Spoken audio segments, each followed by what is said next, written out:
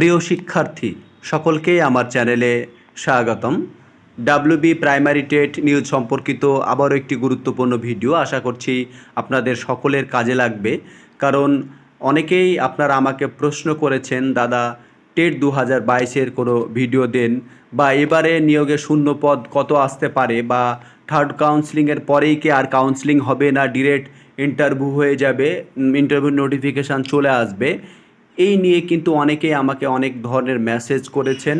তো তার পরিপ্রেক্ষিতে এই ভিডিওটি, তাই ভিডিওটি না টেনে বা না স্ক্রিপ্ট করে প্রথম থেকে শেষ পর্যন্ত দেখুন। আশা করছি ডাব্লিউবি প্রাইমারি টেট সম্পর্কিত অনেক প্রশ্নের উত্তর আপনি পাবেন। এছাড়াও অনেক প্রশ্ন রয়েছে আপনাদের মনে জাগছে, আমাকে কমেন্ট করবেন। আপনাদের কোনো জিজ্ঞাসা থাকলে আমাকে জানাবেন, অবশ্যই আপনাদের জিজ্ঞাসার উত্তর দেওয়ার চেষ্টা করব, নাহলে অবশ্যই আপনাকে পরামর্শ দিয়ে সন্তুষ্ট করার চেষ্টা করব।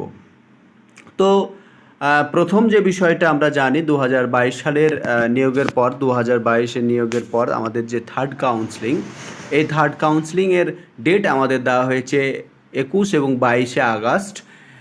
এই থার্ড কাউন্সিলিং হয়ে যাবে। এখন বিষয় হচ্ছে যে এই যে থার্ড কাউন্সিলিং রয়েছে, এই থার্ড কাউন্সিলিংয়ের পরেই কি দেখা যায় টেট 2022-এর নোটিফিকেশান চলে আসবে। এখানে একটা জায়গায় রয়েছে যে থার্ড কাউন্সিলিং হয়ে গেলেও, যে আমরা জানি যে রাজশেখর মান্তা স্যার জানিয়েছিলেন, এবং দেখা যাচ্ছে যে আমাদের পর্ষদ সভাপতি একটা বৈঠকও বলেছিলেন যে আমাদের সমস্ত কাজ গুটিয়ে গেলেই আমাদের টেট 2022 নিয়ে কোনো আর সমস্যা থাকছে না। তাহলে রাজশেখর মান্তা স্যার যেটা জানিয়েছিলেন যে আগস্টের মধ্যে থার্ড কাউন্সিলিং এবং 5% যেটা রয়েছে সেটা সমস্যার সমাধান করতে হবে। তো আমাদের অলরেডি থার্ড কাউন্সিলিং চালু হয়ে গেছে। তাহলে এটা দ্বারা আমরা এটুকু বুঝতে পারছি যে আমাদের যে আপকামিং নোটিফিকেশান বা ইন্টারভিউ নোটিফিকেশান সেটা কিন্তু আসার সম্ভাবনা প্রবল। কেননা যে অনুযায়ী কাজ করতে বলা হয়েছে সেই অনুযায়ী কিন্তু কাজ অলরেডি শুরু হয়ে গেছে। সেক্ষেত্রে বলা যায় যে একটা আশার আলো রয়েছে। তবে এখানে এই থার্ড কাউন্সিলিং হওয়ার পরে 5% এবং 2020 এবং 2022 যে ডিএলএড মামলা সেটা বাকি থাকলো। আমরা জানি যে তার শুনানির ডেট দেওয়া হয়েছে সেপ্টেম্বর মাসের 3 তারিখ। এখানে এই দুটো বিষয় থাকছে। এখন দেখা যাক যে থার্ড কাউন্সিলিংয়ের পরে নতুন করে যে ইন্টারভিউ নোটিফিকেশান সেটা কতটা আসতে চলেছে। তবে অবশ্যই থার্ড কাউন্সিলিংয়ের পরে আর সেই রকম কোনো বাধা থাকছে না, জটিলতা থাকছে না আমাদের টেট 2022-এর ইন্টারভিউ নোটিফিকেশান প্রকাশ করতে। এবার বিষয় হচ্ছে যে টেট 2022 পাসদের জন্য বিরাট সুখবর এই কারণেই বললাম, কেননা এতদিন টেট যারা 2022 অলরেডি পাস করে বসে আছে, এরকম ক্যান্ডিডেটের সংখ্যা আমরা বলেছিলাম 50 থেকে প্রায় 60,000 মতো রয়েছে। এবং শূন্য পদের সংখ্যা পরে আসছে যে কত শূন্য পদ বা কী হতে পারে।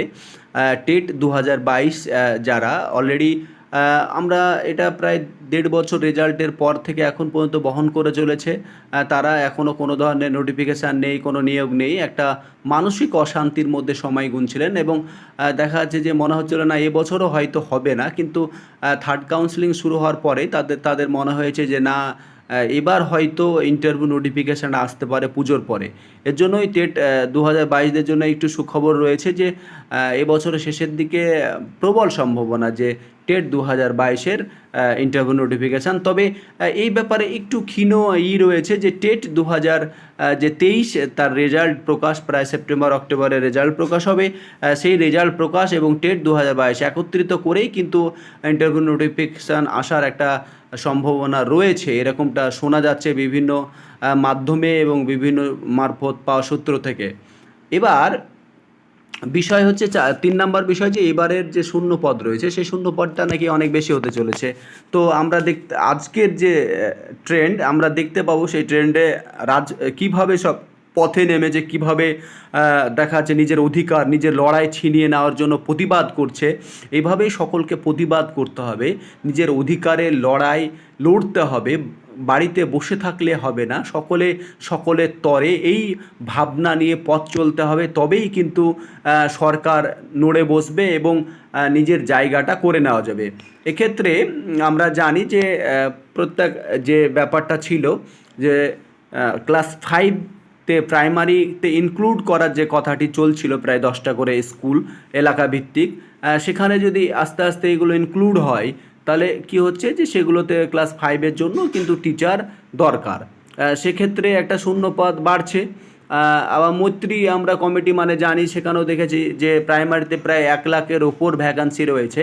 তবে আশা করা যায় যে পর্ষদ প্রায় 25 থেকে 30 হাজার ভ্যাকান্সিতে নিয়োগের একটা সম্ভাবনা রয়েছে। এখন দেখা যাক কী হচ্ছে।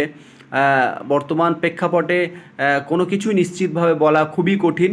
তারপরেও আমরা বিভিন্নভাবে ক্যালকুলেশন করে চেষ্টা করছি আপনাদের কিছুটা হলেও ইনফরমেশান দেওয়ার, যাতে করে আপনার মানসিকভাবে স্যাটিসফিকেশান ফিরে পান। তো যাই হোক, শূন্যপদ এবার অবশ্যই বাড়বে এবং দেখা যাচ্ছে যে খুব তাড়াতাড়ি কিন্তু এই যে ইন্টারভিউ নোটিফিকেশান সেটা আসবে। এই যে বিষয়গুলো ছিল, এই বিষয়গুলো জানালাম। তারপরেও যদি আপনাদের মনে হয় যে স্যার আরও এই বিষয়গুলো কি হতে পারে একটু জানান, তাহলে আমাদের সুবিধায় অবশ্যই আপনাদের জন্য আমি আছি। সকলে যোগাযোগ করবেন। আপাতত আজকের মতো সকলেই ভালো থাকবেন, সুস্থ থাকবেন।